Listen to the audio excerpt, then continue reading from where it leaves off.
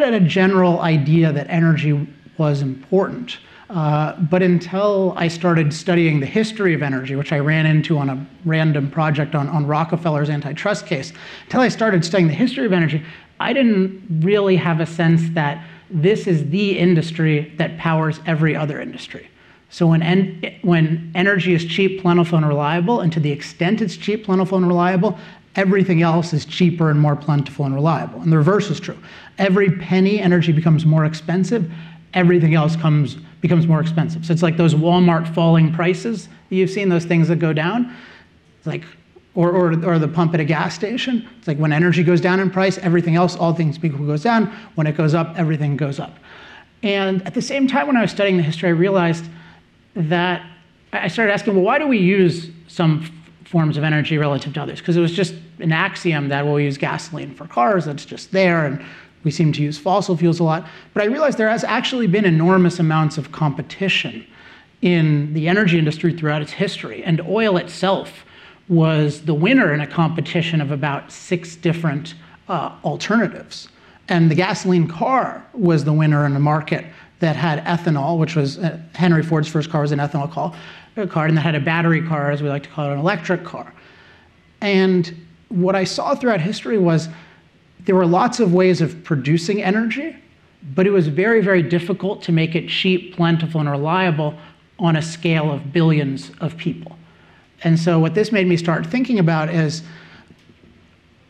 when we're talking about replacing fossil fuels or the problems of fossil fuels, is it possible that there are some unique benefits of fossil fuels in terms of being cheap, plentiful, and reliable for billions of people that we're not appreciating or taking into account, just as we have to take into account any potential unique negatives of fossil fuels?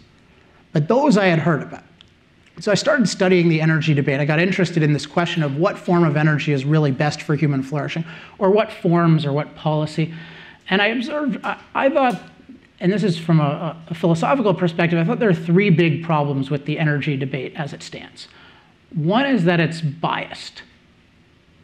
And what I noticed was with certain forms of energy, all I ever heard was positives. That would mainly be solar and wind. And then with others, all I ever heard was negatives. But then when I researched the different production processes, I found that it's actually far more dangerous to mine for the raw materials in wind turbines, rare earth metals. So that doesn't mean that coal is better than wind, but it does mean that we're not looking at negatives of one and we are looking at negatives of another. And if we're doing that, how are we ever going to get to the right decision? So it would be like, for example, with vaccines. If you just were making a decision about, do I vaccinate my child? And you only looked at the negatives of vaccines. You said, hey, vaccines have side effects. And you didn't look at the positives. Well, when would you ever vaccinate your child? Well, never, because all you could see were negatives. But if you looked at both sides, you might come to a very different conclusion. So we can't be biased in our thinking. Again, this is not about whether fossil fuels are the right solution in a given context. It's about what's the framework we're going to use to make these decisions based on the current facts, and then as facts change, how can we have a framework that adapts? The second one is that it's not only biased, but it's sloppy. So let's take the issue of CO2 levels. There's a concern that because CO2 is a warming agent of sorts, it's a greenhouse gas, or technically it's an infrared absorber, when we increase the level of CO2 in the atmosphere, we might expect it to have a warming impact, and that's something that's important to study and to see how significant is this. But what I found is when people were talking about CO2 levels, they talked about it very sloppily. They would just say things like, do you believe that climate change is real? But that doesn't really help me if I know I could believe that CO2 has some impact, but not a significant impact, or a significant impact, but not a catastrophic impact. And that's going to make all the difference in the world. We can't be sloppy. So for example, if you say, oh, there's sea level rise, CO2 levels contribute to sea level rise, well, is it a 1-foot contribution in the next century, as one of the major UN organizations says, or is it 20 feet, as Al Gore says in Inconvenient Truth? Those magnitudes make an enormous, enormous difference. So to use the vaccines example again, it would be like you're deciding whether to vaccinate your child, and somebody says to you, and you say, well, how significant are the side effects? And they just say, vaccine side effects are real. And you say, oh, but I want to know the magnitude. And you say, what, are you a vaccine side effect denier? Don't question me. Or maybe they would call it body change, right? Are you a body change denier? Body change is real. And you think that this is not a helpful way of thinking. This is sloppy. What I want is I want the full context. I want to know the positives and negatives, and I want to know the magnitudes. So it's biased and it's sloppy. Now the third thing, and this is the most controversial and for me the most important, is that I think the debate is extremely anti-human. So one form in which I observe this is the issue of CO2, greenhouse gases. You have many people in our culture saying that this is the biggest problem of our time, that we're increasing the amount of CO2 in the atmosphere by producing the form of energy that we dominantly produce. So you would think that priority number one would be, okay, let's find the most efficient, scalable ways on that premise to produce non-CO2 emitting energy. And then if you look, there are two overwhelming forms of energy historically that can do this in a relatively cheap, plentiful, and reliable way. To some extent, hydroelectric power, which can do it where you can do it, but you can't do it everywhere, but it's significant. And then nuclear power, which, at least for electricity, theoretically, you can do anywhere. And then I observe, okay, who are the biggest opponents of these forms of power? Who are the people who most want to stop them? And it's not the fossil fuel industry. It's not Republicans, not even Donald Trump. It's the anti-fossil fuel movement. The vast, vast majority of people who are against fossil fuels in the public debate, I know it's a little different in the tech community, are rabidly anti-nuclear. And when I looked at their arguments, I'd say, well, they say, oh, we care about safety. And I think, well, wouldn't you be willing, even if there were some safety risks, wouldn't you be willing to accept those if you could save the world on your own premise? But then I look at the safety stats, and by far the safest form of power ever devised is nuclear power, which you can ask questions about later. And the same thing with hydro. And I realized, oh, what's going on here? With hydro, people are using explanations like, well, they're interfering with free-flowing rivers. And with nuclear, well, it's unnatural. You know, it creates this radioactivity. And you say, okay, well, radioactivity exists everywhere. What's wrong with that? It's like, no, but we shouldn't make it. And what I got is, and this is from philosophy, the goal that's animating this is not let's do what's best for human beings. It's let's be natural. Let's not interrupt nature. Let's be green. And I summarize it this way, let's minimize human impact.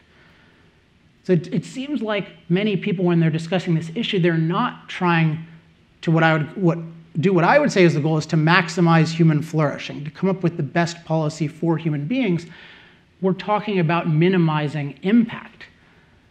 And even the way we talk about climate reveals this, because we don't talk about climate danger or climate livability, which are human terms. We talk about climate change, as if change as such is bad. And so this is an anti-impact idea. It's the idea that we should not impact nature. We should minimize our impact, not because it hurts us, but just because we shouldn't do it. And it's important to make a decision in our framework. Are we prioritizing human beings or not? And I think it's important then to study there are basically two perspectives. So the minimum impact perspective has a certain view of the relationship between humans and nature. And I call it the perfect planet premise. And the perfect planet premise is that nature is stable, safe, and sufficient. So by its nature, nature is stable, safe, and sufficient, and it will take care of us. Mother Nature is really our mother. It will take care of us if we just don't rock the boat too much, if we don't change things, if we don't destabilize it. But we have this capacity of changing things a lot, and we're generally regarded as polluter parasites. When you hear people talk about human environmental impact, they never think of that as a good thing. It's always a bad thing. But you never hear anyone talk about bear impact as a bad thing, or beaver impact as a bad thing. So human beings are considered this uniquely anti-planet creature who just basically, we pollute it, the planet, and we plunder it. And if that's your view, if you really believe that Mother Nature is our mother and that the planet is perfect the way it is, or the way it was without us, then yeah, your goal should be let's just not touch anything and it'll be like the Garden of Eden. But this is really how we we hear people talk about things. Like we talk about the climate, as in the perfect climate is the one that we grew up in. Now, the perfectable planet premise, and this is my premise, is very different. So this views the planet as not stable, but dynamic, not safe, but dangerous, not sufficient, but deficient. So it says the planet is an amazing place. It's got amazing potential, but without us radically transforming it, we're going to have life expectancies of 30. We're going to be at the mercy of nature. So our attitude needs to be, let's perfect it. And that's what we do. We are perfecter producers. So we can make things worse, but we can also make things a lot better.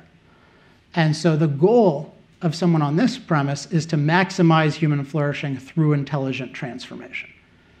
So I describe my framework, if you want 2 terms, would be full context. We want to look carefully at the positives and negatives. And then human flourishing. We measure goodness by by maximizing human flourishing, not minimizing human impact. And so my goal in going into this was that I disliked the whole framework of the debate on both sides, I should say. So conservatives are just as guilty of this often. So for example, when they attack wind turbines, what's the number one argument they give? Is that it kills birds. Okay, but if by putting up a lot of wind turbines, we could save the Earth from ecological apocalypse, we should be willing to kill a lot of birds to do that. And cats already kill a lot of birds, so it's not like killing birds is the end of the world, right? That the American Wind Association, points this out, and they're right to point that kind of thing out. So you just see that people aren't on a pro-human premise. So my goal was I want to understand from a pro-human, full context perspective what's actually good for human flourishing. And to do that, we need to look at both the potential unique benefits of fossil fuel access, fossil fuel energy, and that includes access to energy, and it also includes maybe CO2 could have some benefits, and then potentially unique risks, the risks of CO2, pollution, and then depletion, so running out of them or running out of other resources. So I'm spending a lot of time on the framework because I think that's what's most distinct in my viewpoint. And I actually think that if everyone used this framework, my conclusion would be relatively uncontroversial. So I think actually what the problem, my disagreement with the debate is not that I have different facts, but that I have different framework. And in fact, my book, Moral Case for Fossil Fuels, is the only book that I'm aware of in the field that only uses first-hand data. It has no quotations from experts. It has no one else. It relies on nothing but analysis of the data, all of which can be recreated for anyone who's watching online, moralcaseforfossilfuels.com/data. So you can see all the data sources.